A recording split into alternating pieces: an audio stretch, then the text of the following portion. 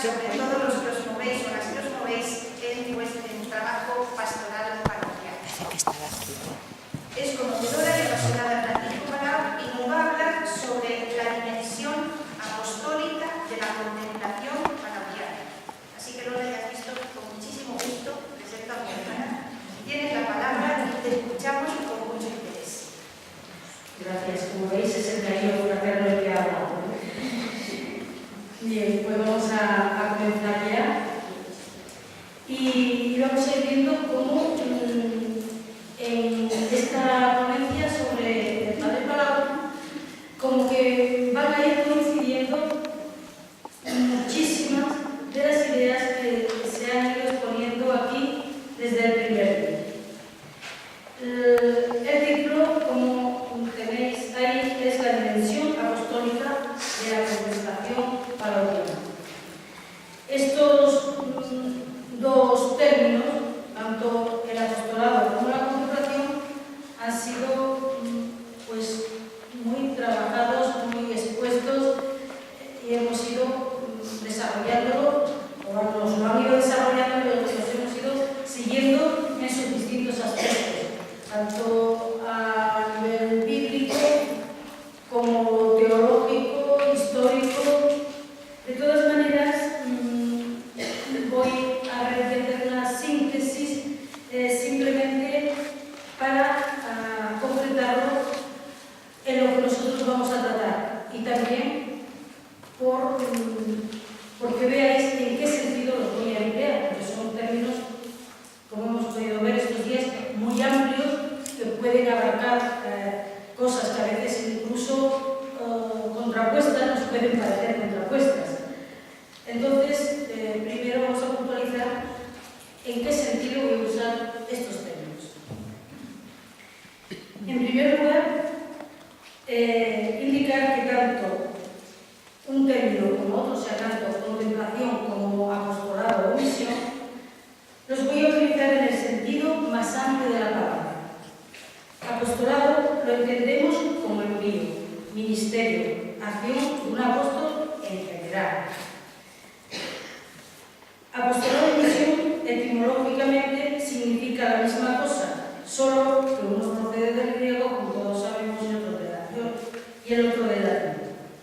A través de la historia, en unos momentos ha tenido más aceptación una palabra y en otros momentos de la historia se ha utilizado más grande e incluso se ha cargado según qué momento de connotaciones y matices distintos. Así, durante mucho tiempo, el término misión se reservó para la evangelización en otros países.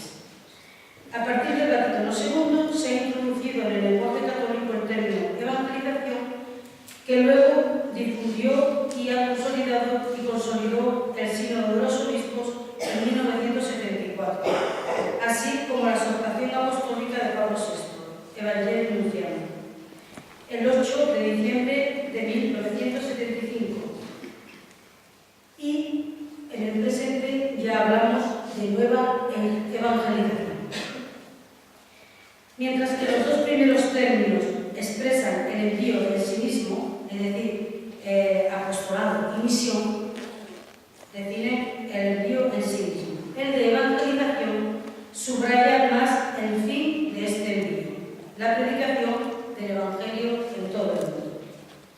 El término contemplación también lo utilizamos en su sentido más extenso, que recoge tanto los tiempos dedicados a la oración como el talante contemplativo existencial que abarca toda la persona y todo el espíritu. Esa fuerza interior que impulsa al místico dando brío y coraje, apasionamiento por la causa del reino.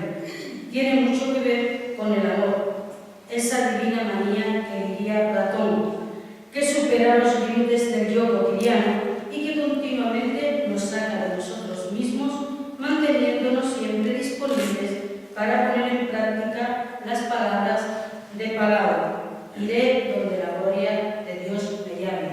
Esa era su divina manía, ¿no? Su pasión por la Iglesia.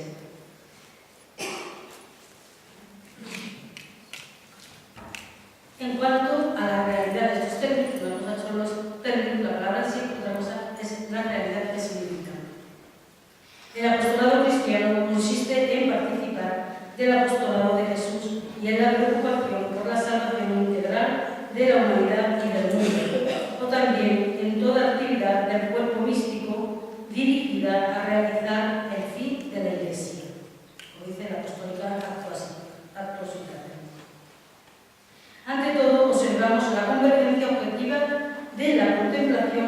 la acción apostólica. Los dos vienen a converger.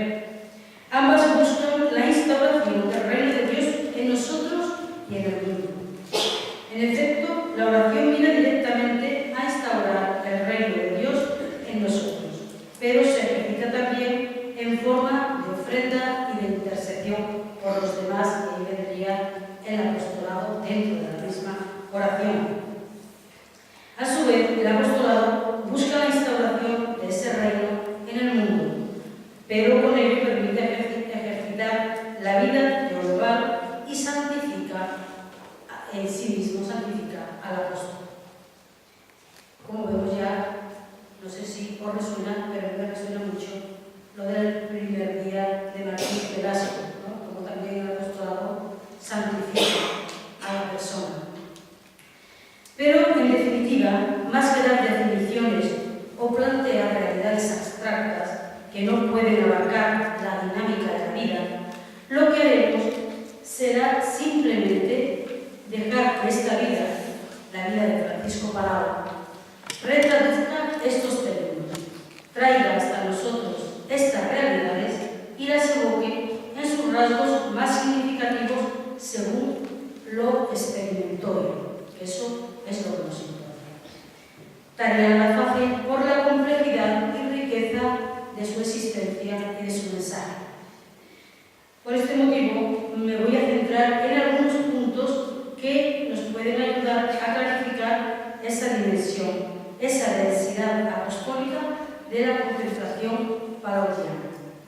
Y aquí tengo que deciros que el esquema que tenéis ahí está un poquito cambiado, más no el contenido, sino que ese esquema será de lo que publiquemos, de las actas de este congreso. Entonces, la síntesis para una hora, pues la tenéis aquí, es casi lo mismo, pero también un poquito.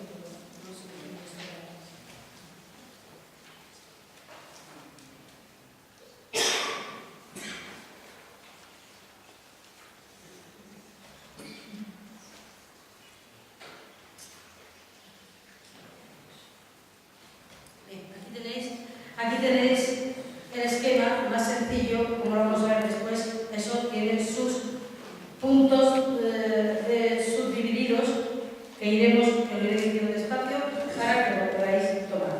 Como veis, en conjunto es lo mismo que tenéis. Algunos momentos claves de la vida del Padre Palau en los que se intensifica la vivencia de estos aspectos que estamos viendo, contemplación y misión. El amor como fuente y origen de toda la dinámica teologal parroquiana. La expresión de su vivencia a través de su primera obra, la lucha del alma con Dios. Digo algo de declaraciones, pero poquito porque quizás está como menos trabajada. Su talante apostólico transmitido a través de su pedagogía oracional. No solamente ora y transmite, sino que lo comparte con sus seguidores, con las personas que le rodean, y vamos a ver también ahí cómo incluye ese apostolado. La misión, urgencia y compromiso de la contemplación parroquiana ya como síntesis y conclusión. Esta ponencia es solo un esbozo de estos puntos que se podrán leer en toda la amplitud que requiere el tema cuando sean publicadas las actas del Congreso, como os decía al principio. Y como os decía, gracias, pues también en las fichas podéis encontrar algo que realmente con distinta estructura y no tan amplio y específico de tema. Entonces, nos metemos ya en la vida, en algunos momentos de la vida del Padre, para donde vamos a recoger algunos puntos principales, porque es imposible ir desarrollando toda su vida.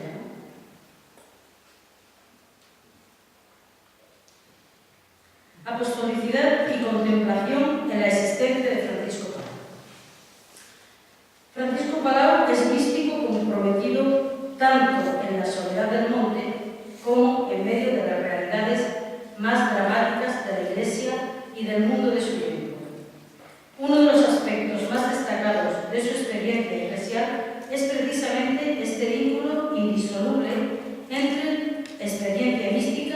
misión.